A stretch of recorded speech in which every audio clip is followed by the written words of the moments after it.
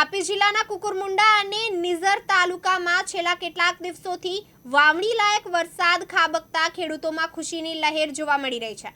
ખાસ કરીને ઉછેર માટે ઓળખાતા આ બંને તાલુકામાં મેઘરાજાના સાર્વત્રિક આગમન બાદ ખેતરોમાં ભાતની રોપણીનો શરૂઆત થઈ ગઈ છે।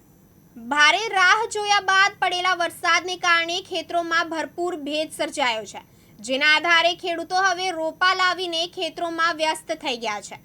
મોટા પાયે ભાતના પાક પર આધારિત આ વિસ્તારના ખેડૂતો માટે વરસાદ જીવનદાયી સાબિત થયો છે। કેટલાક વિસ્તારોમાં ખેડૂતોએ દૈનિક મજૂરોના સહારે રોપણી શરૂ કરી છે, તો કેટલાકે પોતાના પરિવારજનો સાથે મળી રોપણીનું કાર્ય શરૂ કર્યું છે। ખેડૂતો આશા રાખી રહ્યા છે કે આ વર્ષે વરસાદી મોસમ સારું જશે અને ઉત્પાદન પણ સંતોષજનક મળશે।